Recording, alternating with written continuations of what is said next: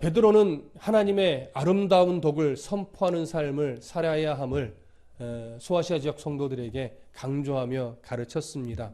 그러면서 그 하나님의 아름다운 덕을 선포하기 위해서는 이방 사람들과 세상의 사람들과 함께 섞여 살아가는 그 삶의 그들과의 관계 속에서 어떻게 살아가야 할 것인가가 참 중요한데, 결국 그들과의 관계 속에서도 하나님의 아름다운 덕이 선포되어져야 한다고 했습니다. 그래서 비록 그들이 그리스도인을 오해하거나 또는 악의적인 태도를 가지고 온갖 비방과 모욕과 욕설을 서슴지 않는다고 할지라도 그들과 대적하여 싸우는 것이 아니라 어떻게 하면 하나님의 아름다운 덕이 그들과의 관계 속에서도 선포되어질 수 있을까, 이런 것을 고민해야 된다라고 했습니다. 그러면서 그런 그들의 비방과 모욕과 또는 악의적 대적함이 두렵고 힘들고 어려워서 때로는 내 인간의 욕심을 제어하지 못해서 그들과 똑같은 가치를 가지고 그들과 그냥 별반 다르지 않게 살아가는 것은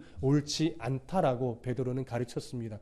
그래서 뭘 강조했냐면 육체의 정욕을 제어하라라고 하면서 더욱더 선한 행실로 살아야 한다, 이것을 강조했었죠. 왜냐하면 그러한 중에서도 선한 행실로 살아낼 때 많은 사람들이 비방하고 모욕하고 대적을 하겠지만 그들 중에 그래도 한 영혼은 그런 선한 행실의 삶을 통해서 하나님을 발견하고 예수 그리스도의 은혜를 경험하며 그래서 구원의 백성이 이리 같은 존재가 양으로 변할 수 있는 일이 생겨나기 때문에 바로 그 한 영혼을 위해서라도 세상의 가치에 그저 끌려가는 것이 아니라 육체의 정욕을 제어하면서 그들 앞에 선한 행실로 하나님의 영광을 돌리게 하는 이 일이 중요하다는 사실을 강조해서 가르쳤습니다.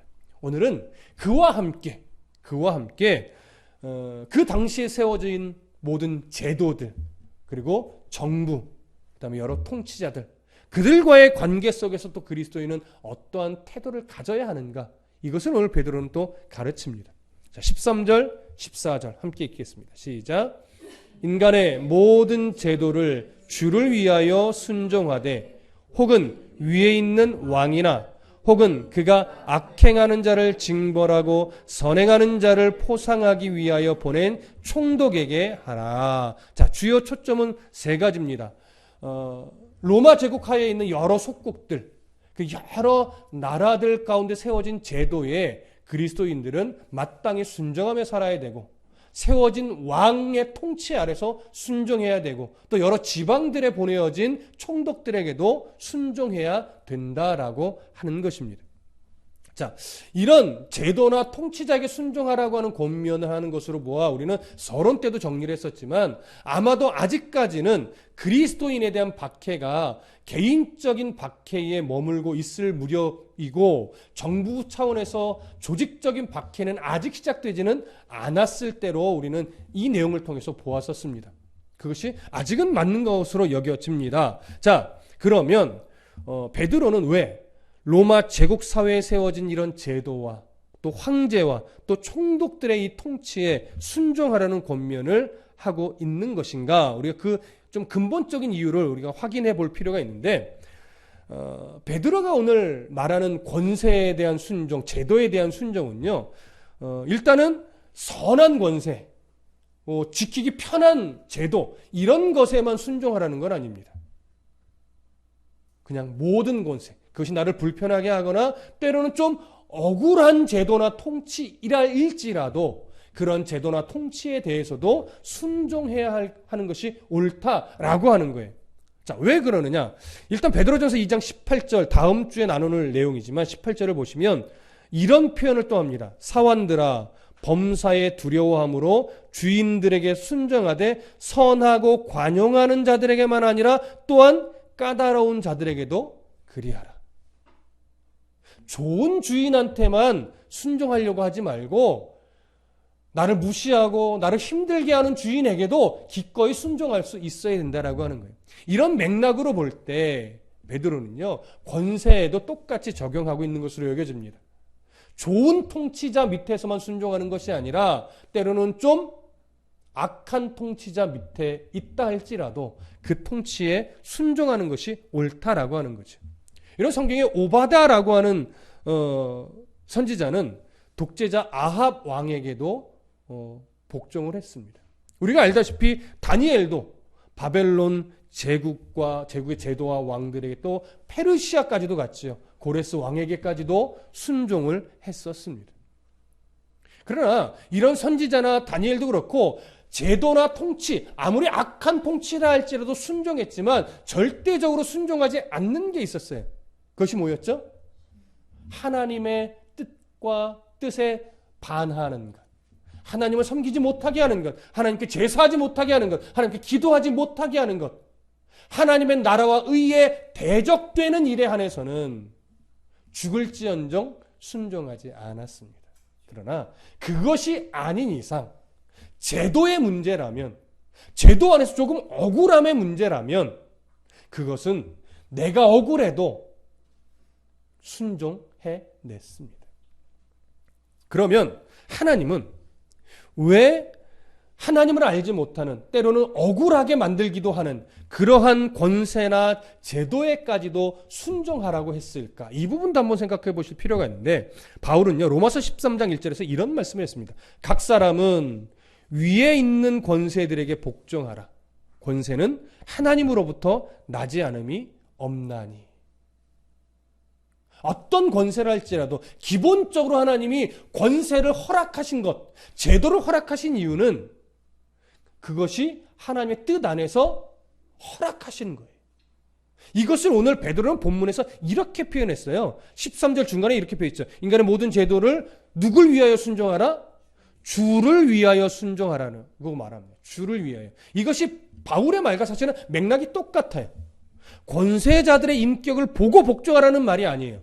그 권세를 허락하신, 그 권세를 내신 이가 하나님이시라는 사실을 인정함으로 복종하라는 의미예요.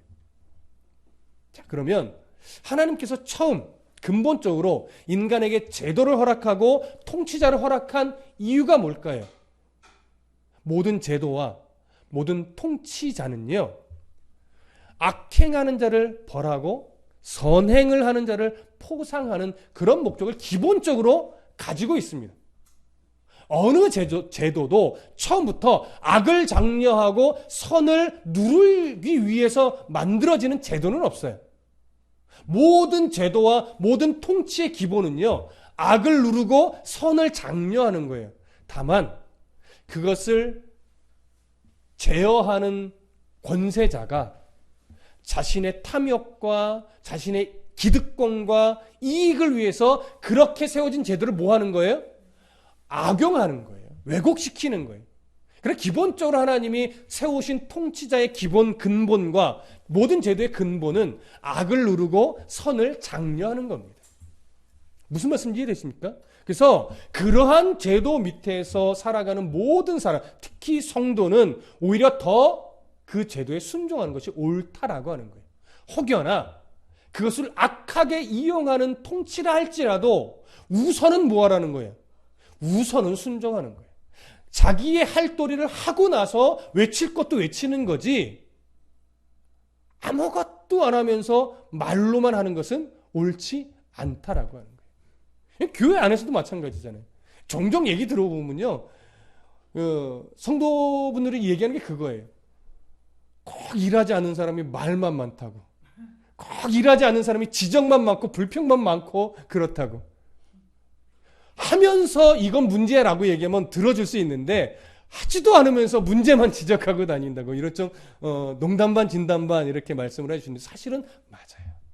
그리스도인이 세상을 살아갈 때도 우선 자기의 역할에, 자기의 법 테두리 안에서의 본분을 바르게 지켜나가는 것이 우선입니다. 이런 면도 있어요. 어떤 면도 있냐면, 아무리 악한 통치라 할지라도 그것이 악용하고 하면서 자기의 기득권을 유지하는데, 아무리 자기의 기득권을 지키기 위해서 악한 통치를 할지라도 그 통치가 있어야 어느 정도 악이 제어가 되고 선이 장려가 돼요. 어떤 통치자가 모든 악을 좋아하고 선을 싫어하고 이러진 않습니다. 자기의 기득권에 문제가 있을 때 그것을 왜곡시키고 변질시키는 거지, 기본적인 전제는 아무리 악한 통치자도 악은 누르고 선을 장려하게 돼 있어요. 그렇지 않으면 제도가 돌아갈 수 없고 그렇지 않으면 나라가 통치가 되지 않습니다. 이게 무슨 의미인지 이해되시죠? 누가 더 많이 악하게 이용하느냐, 누가 조금 적게 이용하느냐의 문제일 뿐이. 하지만 하나님이 제도를 허락하실 때, 통치자를 허락하실 때 기본 근간은 뭐라고요? 악을 누르고 선을 장려하는 거예요. 그래서 하나님을 대적하는 어떤 강요적 제도나 통치가 아닌 이상은 베드로는 그 하나님께서 이 제도와 통치자를 내신 그 전제 아래서 순종하라, 복종하라 이렇게 말을 하고 있는 겁니다. 자, 이제 15절로 가보시죠. 오늘 본문 15절. 왜 그것을 또한 강조했는지 그 이유를 말하는데 15절 함께 읽습니다. 시작. 곧 선행으로 어리석은 사람들의 무식한 말을 막으시는 것이라. 저는 이 표현이 오늘 사실 참 좋습니다. 왜 그리스도인이 조금은 억울한 면이 있는 것에 대해서도 왜 우리가 복종하고 그 권세와 통치에 순종해야 되느냐? 그리스도인에 대한, 목회자에 대한, 교회에 대한 그 무식한 말들을 어떻게 하기 위해서? 막기 위해서. 너무나 많은 교회가 사실은 건축을 하면서 많은 불법을 저지릅니다. 지금 뉴스 되고 있는 것도 아시죠? 서울의 큰 교회, 그것을 뭐 하나님의 뜻으로, 법을 어겨놓고서 하나님의 뜻으로 그걸 이겨내겠다라고 하는 거, 이건 말이 안 되는 거예요. 이게 무슨 말씀인지 되시죠? 하나님께서 원하시는 것은 뭐냐면, 그렇게 그러니까 완벽할 수는 없어요. 철저하게 법을 지켜내면서 교회에 대한 왜곡된 시선을 뭐하라는 거예요? 바르게 바꿔내라는 거예요. 목회자가 더 철저하게 법을 지켜내면서 목회자에 대해서 잘못 이해하고 있고 왜곡되게 바라보고 있는 자들에 대한 시선을 바르게 바꿔내라는 거예요. 성도들이 그래서 더 법을 잘 지켜야 되는 거예요. 그런데 이상하게 교회가, 목회자가 조금 뭔가 좀 있다라고 하는 성도들이 오히려 더 법을 막 잘 이용하고 교묘하게 빠져나가고, 그러면서 교묘하게 빠져나가면 내가 이렇게 지혜로워 이렇게 말하는 것은요, 더 무식한 말이에요. 여러분 무슨 말씀인지 이해되십니까? 손해보더라도 주를 위하여 법을 지켜내는 것이 하나님 보실 때 지혜로운 건데, 교회의 유익이라는 어떤 그럴듯한 명분을 가지고 법망을 요리조리 피해서 교회만 좋게 하는 것, 그러면서 그것이 하나님이 주신 은혜이며 지혜라고 말하는 것, 여러분 모르겠습니다. 저는 그것을 옳다라고 저는 여겨지지 않습니다. 그래서 내가 교회에 이렇게 유익을 줬어, 법망을 교묘하게 피해서. 여러분, 법망을 교묘하게 피했다는 건 뭐예요? 법을 잘 지켰다는 거예요? 사실 어겼다는 거예요? 그거 사실 어겼다는 거예요. 이거요, 쉽지 않습니다, 여러분. 교회가 무슨 일을 할 때 정말 모든 법을 온전히 지키면서 하기가 사실 어려워요. 하지만 그래도 아무리 교회에 손해가 될지라도 교회는 그 법태들을 철저하게 지켜야 교회가 교회다워집니다. 하나님의 영광이 가리워지지 않습니다. 여러분 무슨 의도인지 이해되시죠? 오늘 그래야 그들의 어리석은 무식한 말이 막아진다라고 하는 거예요. 더 철저하게 이래야 돼요. 목사도, 성도도, 교회도. 그렇게 해야 그들의 왜곡된 시선이 바뀌어지고, 하나님이 이런 분이구나, 교회는 이런 곳이구나, 목사는 이런 사람이구나, 이렇게 바르게 다시 세워져 갈 수 있다라고 하는 거예요. 그래서 베드로전서 우리 2장 12절에서 저번 주에 확인을 했어요. 너희가 이방인 중에서 행실을 선하게 가져 너희를 악행한다고 비방하는 자들로 하여금 너희 선한 행실을 보고 오시는 날에, 그들이 구원받는 날에 하나님께 영광을 돌리게 하려 함이라. 그것을 통해서 회심자도 일어나는 겁니다. 많은 숫자가 혹이 아닐지라도 그렇게 할 때 교회가 외면적으로는 손해보는 것 같이 여겨지지만 한 영혼이 살아날 수도 있어요. 여러분, 손해보는 게 중요할까요? 한 영혼이 주께로 돌아오는 게 중요할까요? 그렇죠. 한 영혼이 주께로 돌아오는 게 훨씬 더 유익한 겁니다. 하나님이 정말 기뻐하는 것이 바로 그겁니다. 교회가 이런저런 이유로 금전적인 손해를 본다 할지라도 그걸 지켜낼 때 한 영혼은 돌아올 수 있어요. 그것이 얼마나 귀한 가치인지를 안다면 손해보기를 두려워하지 않게 되죠. 이것이 믿음의 용기라고 하는 겁니다. 자, 마태복음 5장 20절에 가보시면 예수님도 제자들에게 무슨 말씀했냐면 내가 너희에게 이르노니 너희 의가 서기관과 바리새인보다 더 낫지 못하면 결코 천국에 들어가지 못하리라. 이런 말씀하셨어요. 여러분 여기서 너희 의가 서기관보다 바리새인보다 더 나아야 된다라고 하는데 너희 의라고 하는 것은 뭐냐면 예수를 믿는 자들이 살아가는 일상의 모든 총체적인 삶을 다 아우르는 거예요. 말과 행실, 먹고 자고 눕고 일하고 걸어가고 그런 일상의 소소한 것까지 모든 것을 다 통틀어서 말하는 표현이 너희 의예요. 너희 의. 근데 그 의가 서기관과 바리새인들의 의보다 더 어떻게 해야 된대요? 나아야 한대요. 서기관들과 바리새인들의 의는 어떤 의입니까? 그건 다 율법적 의입니다. 율법을 철저하게 지키면서 세상 사람들 가운데 드러내는 의였어요. 그것을 산상수훈에서 예수님은 어떻게 지적했냐면 사람에게 보이려고 하는 의라고 했어요. 사람에게 보이려고 그들은 철저하게 구제했고 철저하게 기도했고 철저하게 금식하며 모든 율법의 기준을 지키려고 노력했습니다. 그런데 그런 의보다 너희의 의가 더 좋아야 한대요. 더 나아야 한대요. 무슨 의미일까요? 그들은요, 천국에 가는 조건으로서 또 천국에서 큰 상급을 받는 조건으로서 율법을 지켰습니다. 그래서 그들이 종교적 행위로 지켜낸 의의는 항상 누군가와 비교하는 의의였어요. 내가 저 사람보다 낫다 이거예요. 내가 저 사람보다 기도 많이 했고 내가 저 사람보다 금식을 더 많이 했고 내가 저 사람보다 더 의롭다라고 비교하면서 그래서 나는 이렇게 복을 받은 자야라고 하면서 또 뭘 들이밀어요? 자기의 재산, 자기의 자식이 많음 이런 것도 하나님이 주신 복의 자랑거리로 자꾸 세상 가운데 자기 의를 드러낸단 말이에요. 그런 의였어요. 그러면서 그것을 천국에 가는 어떤 지름길, 천국에 상급받는 어떤 큰 역할의 도구 이런 것으로 여겼어요. 근데 예수님은 분명히 말해요. 그런 것으로는 천국에 들어가는 것이 아니라는 거예요. 서기관과 바리새인들이 갖고 있는 그런 의보다 더 나은 의여야 된다는 거예요. 이 나은 의라는 것은요, 그들보다 더 율법적으로 지켜야 된다는 것이 아니라 요즘 유행하는 말로 결이 전혀 다른 의라는 거예요. 그러면 마태복음 5장에 있는 말씀을 굳이 읽지 않겠는데 그들의 의, 서기관과 바리새인들의 의보다 더 나아야 된다라고 할 때 그 앞에 문맥에서 뭐가 있냐면 소금의 맛이 만일 그 맛을 잃으면 무엇으로 짜게 하리요? 이 얘기가 그 앞에 맥락에서 나와요. 여러분 소금이라는 게 뭡니까? 자, 마태복음 강의할 때 그 말씀드렸어요. 여러분 음식에 소금을 넣는 이유가 뭡니까?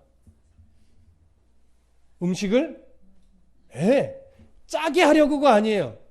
제맛을 내게 하기 위해서.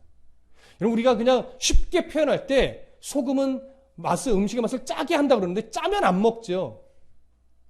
여러분 무슨 말씀인지 이해되세요? 내가 짜게 먹는다 할지라도 내 입에 짜면 그건 안 먹어요. 싱거운 사람은 조금만 짜도 너무 짜 그러고 그런데 짜게 먹는 사람이 짜 하면 이건 너무 짠 거죠. 그러니까 누구의 입맛이든 소금의 역할은 짜게 하는 것이 아니라 짠 성분을 가지고 제맛을 나게 하는 거예요. 맛있게 하는 역할이란 말이에요. 그러니까 소금, 성도는 세상의 소금으로서 어디를 가든지 너만 거룩해, 너만 잘났어 이렇게 소리를 들어야 되는 것이 아니라 제맛을 내게 하는 거예요. 어디서든지 법도 분명하게 지켜내고 누구보다 친절하고 누구보다 온유하고 근데 누구보다 또 분명하고 이게 쉬운 삶이 아니죠. 정말 어려운 삶이죠. 그러나 그런 삶을 삶으로 말미암아 어느 그룹에 속해 있든지 어디를 가든지 항상 제맛을 내게 하는 성도의 역할이라는 거죠. 근데 잘 들으세요. 중요한 건 이거예요. 그것보다 더 중요한 건 이거예요. 소금이 만일 그 맛을 잃으면이라고 가정해요. 소금이 맛을 잃을 수 있나요, 없나요? 소금은 맛을 잃을 수 없습니다. 근데 소금이 맛을 잃는다는 것은 당시에 소금을 주로, 다는 아니에요. 주로 어떤 모양의 소금을 썼냐면 돌멩이에 소금기가 잔뜩 묻어있는 걸 주로 많이 썼어요. 그러니까 간을 맞출 때 어떻게 해요? 이 소금기가 있는 돌덩이를 넣었다 뺐다 하면서 간을 맞춰요. 그럼 소금기가 다 빠지면 더 이상 이것은 소금이에요, 돌이에요? 돌이니까 밖에 던져버린단 말이에요. 그러니까 사람들의 발에 어떻게 해요? 밟히고 치이죠. 여러분 무슨 말씀 이해되십니까? 이 말은 소금은 사실 맛을 잃을 수 있다 없다? 없어요. 그것이 조금 더 좋은 소금이냐 좀 나쁜 소금이냐의 차이지 소금은 맛을 잃을 수가 없는 거예요. 이걸 강조하는 거예요. 그러니까 네가 소금이라면 어디서든지 소금으로서의 영향력을 미칠 수밖에 없는데 바리새인과 서기관들을 보니까 소금의 맛, 제맛을 내는 소금의 느낌이 전혀 안 보인다. 이거 안 보인다. 그러니까 그 서기관과 바리새인들을 보니까 소금이라는 거예요? 소금이 아니라는 거예요? 소금이 아니라는 거예요. 그러니까 성도에게 맛을 잃으면 안 된다 이 얘기를 하는 것이 아니라 정말 성도라면 어디서든지 소금으로서의 역할, 그 맛이 나게 되어 있다. 이걸 강조하는 거란 말이에요. 그러니까 세상에서 나가는데 그리스도인의 향기, 그리스도인의 흔적이 전혀 없다면 둘 중에 하나죠. 성도가 아니거나 교인일지는 모르겠으나 성도가 아니거나 아니면 아직 참 미성숙해서 하나님의 다듬으심 속에 빨리 들어가야 하는 자이거나 둘 중에 하나. 그러니까 잘 보십시오. 예수님이 말씀하시는 더 서기관과 바리새인보다 더 나은 의는 결국 뭐겠습니까?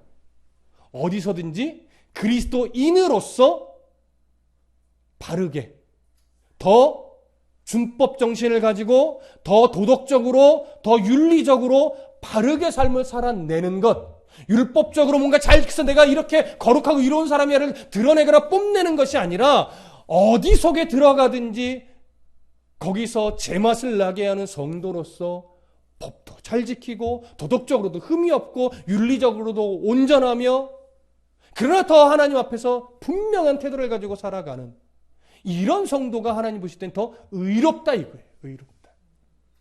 이런 성도가 되라는 거죠. 바로 그것이 그 영향력이 예수님은 의로 표현한 것이고 베드로는 선한 행실로 표현을 한 겁니다. 그러면서 이 소금의 역할을 요한복음에서 특히 또 베드로도 마찬가지지만 어떻게 표현했어요?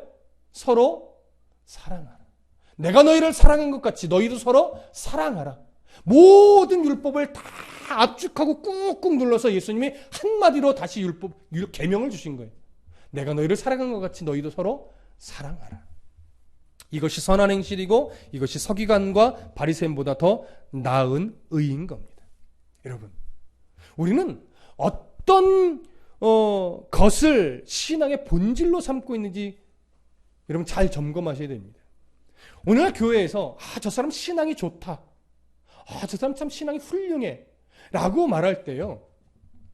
주로 어떤 것을 기준으로 삼아서 그렇게 말합니까?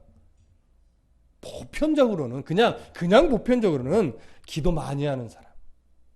성경 많이 읽는 사람. 또 전도 많이 하는 사람. 교회에서 봉사 많이 하는 사람. 교사 수십 년 한 사람. 이런 사람을 보통 신앙이 좋다라고 합니다. 그런 모습이 신앙이 좋지 않은 건 아닙니다. 그럼 분명히 신앙이 좋은 사람일 가능성이 많죠.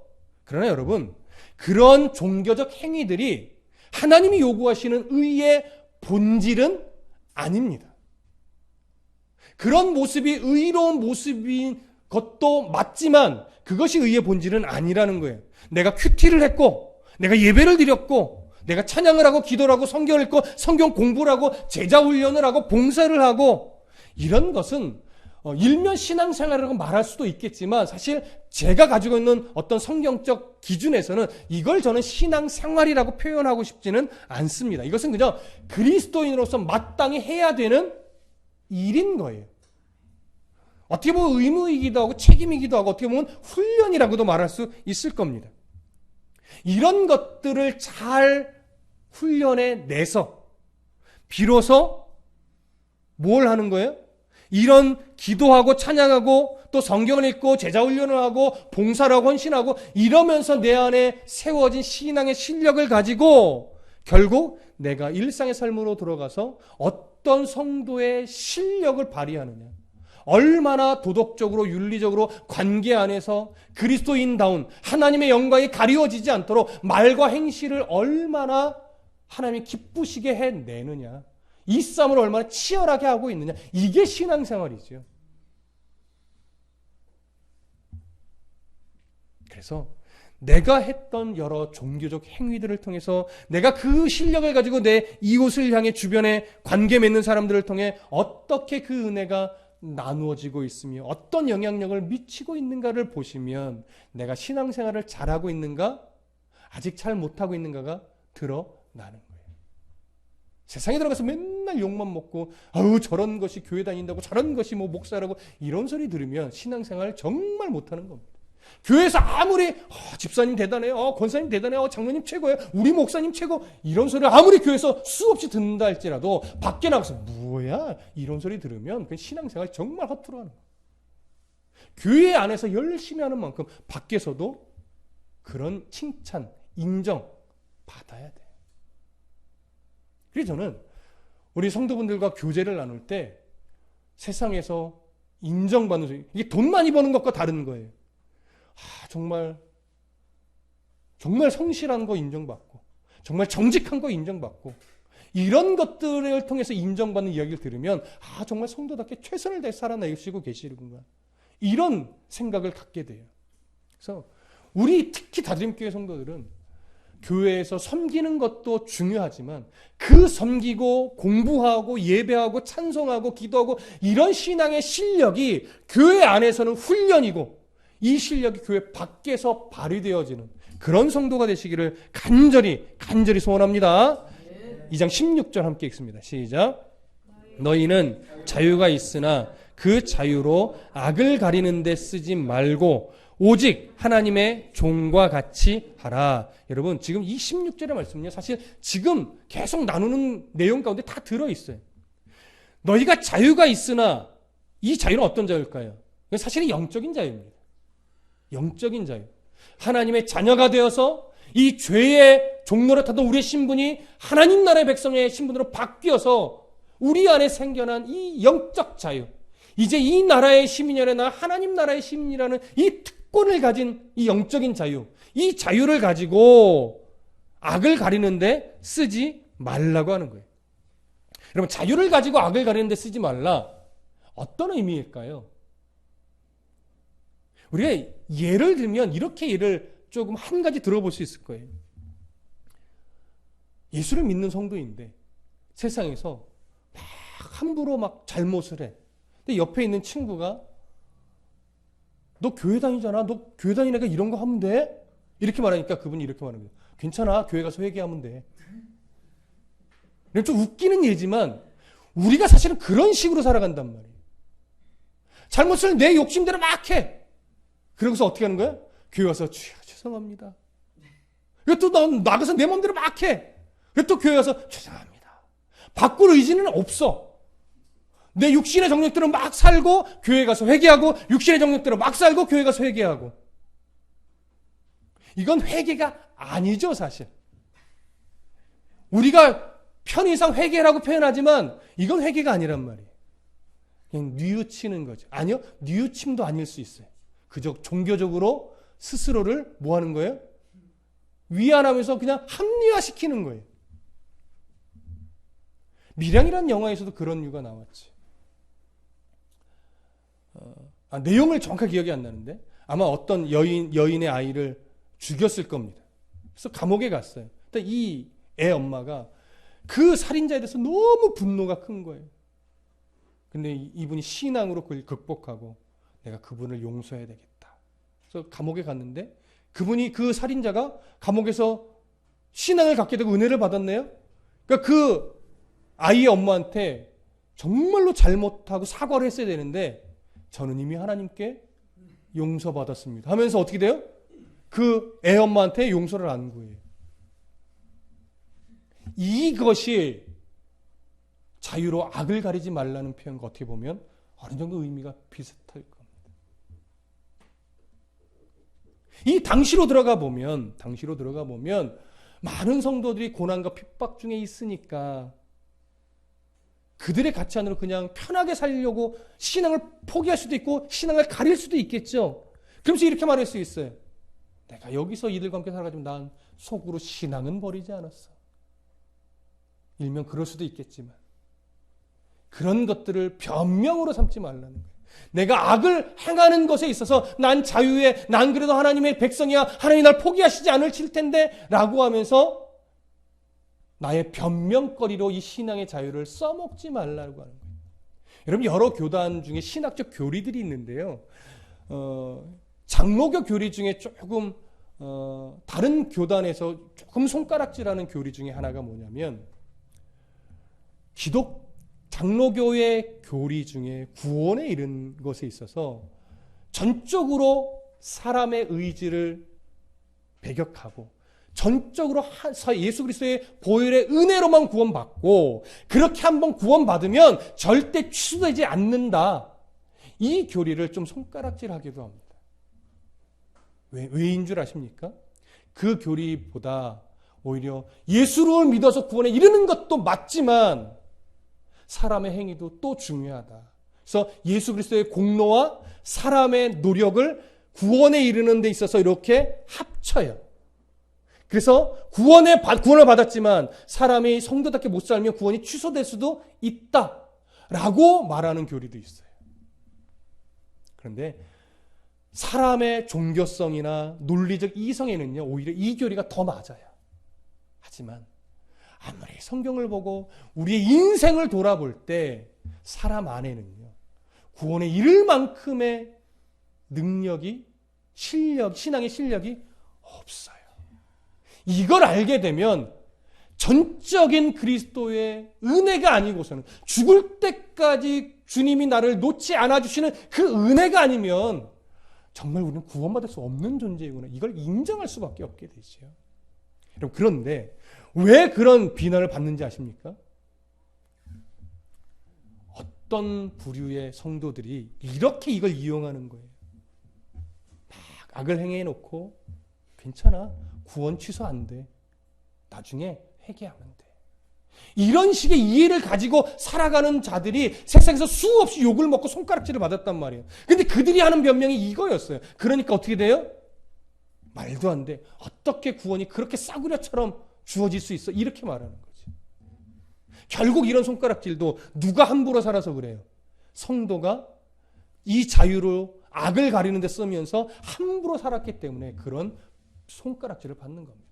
그렇게 손가락질을 받는다는 건 결국 우리를 구원해내신 예수 그리스도의 핏값으로 구원해내신 하나님의 은혜를 어떻게 하는 거예요? 가리는 것과 똑같아. 여러분 참 이 말 하고 싶지 않았는데 이런 것도 있어요. 이건 목회자 쪽인데 정말 이런 표현 정말 싫어합니다. 저도 죽을 때까지 이런 표현 제 입에서 안 나가기를 소망하는데 감히 교회를 심판하려고 하고 목사를 심판하려고 해? 이런 소리 있잖아요. 그건 뭐예요? 누가 보더라도 목사가 잘못했기 때문에 그래요. 그러고서 이 목회자로 세우신 하나님의 은혜, 이걸 가지고 뭘 가리는 거예요? 자신의 악을 가리는 거예요. 목회자로 세워주신 그 은혜를 이렇게 자신의 악을 가리는 데 쓰지 말라는 게 이 의미라고요. 목회자에게 적용하면. 성도들에게도 똑같은 거예요. 자유를 나의 이 악을 가리는 데 사용하는 것이 아니라 오히려 말씀을, 은혜를 내 속에 있는 변하지 않는 죄성을 칼같이 찌르는 데 사용하셔서 그것을 째어내고 깎아내고 그래서 나를 주 앞에 말씀 앞에 낮춰서 더 그리스도인답게 내가 살아감으로 말미암아 누구를 만나든지 하나님이 이런 분이라는 사실이 증거되어지도록 그렇게 살아가야 함을 오늘 베드로는 강조하는 겁니다. 그 당시 참 힘겨운 삶을 살아가고 있는 성도들에게도 오늘 우리들에게도 사실은 똑같은 거예요. 신앙을 함부로 악용해서 나를 높이거나 나를 가리거나 이런 데 사용하지 마십시다. 불법에 판을 치는 세상이라 할지라도 우리는 더 철저하게 법을 지켜내며 더 도덕적으로 윤리적으로 살아내며 하나님의 영광을 드러내어야 함이 옳고 그런 삶을 살아낼 때 우리가 예수 그리스도의 제자임이 증명되어지고 그렇게 살아낼 때 하나님의 영광이 드러나게 된다는 것 꼭 명심해 주시길 부탁합니다. 17절 함께 읽습니다. 시작. 무사람을 공경하며 형제를 사랑하며 하나님을 두려워하며 왕을 존대하라. 자, 이 권면도요 같은 맥락이에요. 결국 하나님이 허락하신 이 믿음의 자유를 소유한 성도로서 영적 자유인으로서 우리는 함께 사랑하는 모든 이들에 대해서 공경과 사랑과 존대하는 마음을 가져야 된다라고 하는 거예요. 근데 이런 마음을 가질 때 전제가 있어요. 17절 이렇게 말하죠. 하나님을 두려워하며. 이 표현을 맨 앞으로 빼는 것이 맞습니다. 하나님을 두려워한다라고 하는 전제. 이 두려움은 공포를 말하는 게 아니에요. 이거는 경외심이죠. 하나님 이러한 제도를 내시고 권세를 내신 그 하나님을 경외하는 마음으로 우리가 마땅히 함께 살아가는 이 사회 속에서 관계를 맺는 사람에게 또 형제에게 우리가 공경의 마음, 존귀하게 여기는 이런 태도로 살아가는 것이 맞다라고 하는 거예요. 세상의 제도와 권세 아래서 살아가고 있는 성도의 자세가 바로 이런 거라는 거죠. 이제 정리를 좀 합니다. 여러분, 말씀을 열심히 읽고 이웃을 정죄한다면, 기도 열심히 하고 나서 기도 열심히 안 하는 자를 판단한다면, 설교를 은혜로 듣고 내 삶에 적용하는 애씀이 없다면, 여러분, 그건 바리새인과 같은 겁니다. 하나님의 영광이 드러나지 않습니다. 목회자, 설교자 똑같습니다. 설교자의 삶이라는 게 뭡니까? 감동을 주는 선교를 해내는 것, 성도의 은혜를 끼치는 찬양을 인도하는 것. 여러분, 이런 것이 멋진 설교자의 삶이 아닙니다. 여러분 잘 들으십시오. 설교 잘하는 목사는 세상에 정말 많습니다. 여러분 무슨 말씀인지 아십니까? 설교 잘하는 목사는 정말 많아요. 그러나 설교하는 대로 삶을 살아내려고 치열하게 몸부림치는 목회자는 그리 많지는 않은 것 같습니다. 그래서 안타까운 거죠. 설교하는 대로 자신도 살아내려고 힘쓰는 설교자가 되어야, 그래야 하나님의 영광이 드러납니다. 그래야 복음이 드러나는 거예요.